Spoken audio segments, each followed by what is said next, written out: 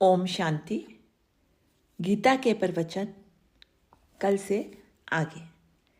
इस श्लोक में भगवान अच्छे लक्षणों के बारे में बता रहे हैं।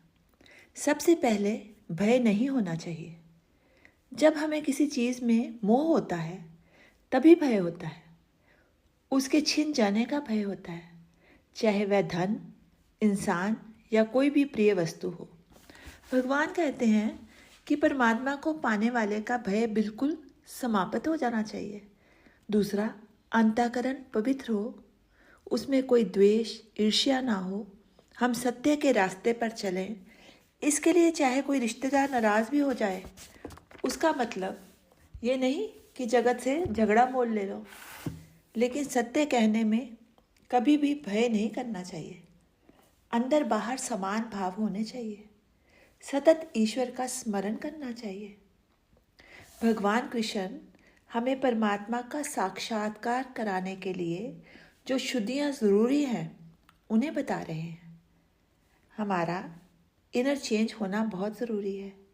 चाहे कोई बदले या ना बदले, हमारा बदलना अपने लिए बहुत ज़रूरी है। भगवान कहते हैं हमें मन वाणी से कोई भी हिंसा नहीं करनी चाहिए। किसी का गला काटना ही हिंसा नहीं है। सूक्ष्म से सूक्ष्म जैसे किसी का दिल दुखाना भी हिंसा है। हमारा मन एक लंबे कपड़े की तरह है जिसको तहे पे तहे लगाकर हमने रखा है। उसकी ऊपर की तह वह साफ हो जाए तो ये नहीं समझना चाहिए कि हम शुद्ध हो गए।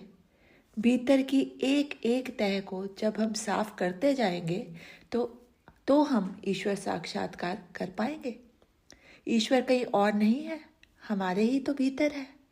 एक लड़के ने किसी ऋषि से कहा कि वह ईश्वर साक्षात्कार करना चाहता है कि ऋषि जिनके जवाब रहस्यमय ही होते हैं, कहा कि मानसरोवर के पास जाकर बैठ जाओ। वह लड़का कई घंटों तक बैठा रहा तो सोचने लगा, ईश्वर साक्षात्कार तो हुआ ही नहीं, ऐसे ही मुझे बेवकूफ़ बनाया। दर्शन उसे इसलिए नहीं हुए क्योंकि उसने थोड़ी सी अपनी बुद्धि नहीं लगाई कि मानसरोवर के ऊपर जमी हुई काई को हटाया नहीं। इसी प्रकार हम मनुष्य मानसरोवर यानी मन के पास खड़े हैं, लेकिन काई को हटाने का प्रयत्न तो करते ही नहीं। काई को अगर हम हटा देंगे तो ईश्वर दर्शन हो जाएगा। खजाना तो अंदर छुपा हुआ है, ताला खोलने की कोशिश ही नहीं करते। हमारे अंदर से पूरी तरह हिंसा की भावना समाप्त हो जानी चाहिए। पशुओं की वृत्ति लेकर हमने जन्म लिया है, लेकिन बुरी वृत्तियों की विदाई का समारोह अब अगर इस जन्म में नहीं किया तो फिर अगले जन्म में देखा जाएगा। पता नहीं कितने जन्मों से पशु जैसा बनते रहे हैं, उनकी वृत्तियां साथ लेते हुए आए हैं। अब हमें इन्हें समाप्त करना है। किसी को बुरा नहीं बोलना, चाहे कोई हमारे साथ अपकार भी करे तो भी हमारी उससे बदला लेने की भावना ना हो। ये नहीं पिता ने गलत किया, किसी का हक मारा तो उसके बेटे या पोते से वही सलूक तुम करने लग जाओ। तो तुम में और उसमें क्या फर्क रह गया?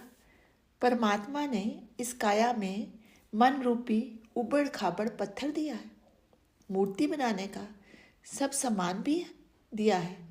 ज़रूरत है फालतू निकाल कर फेंकने की। मूर्ति यानी ईश्वर हमारे अंदर ही विराजमान है, मगर फालतू इतना जमा कर लिया है कि वह दब गई है। मूर्ति चाहे छोटी हो या बड़ी हो, मूर्ति तो मूर्ति ही है। उसके ऊपर से फालतू को निकालने का नाम ही साधना है, मेडिटेशन है, धर्म है। ओम शांति। शेष कल।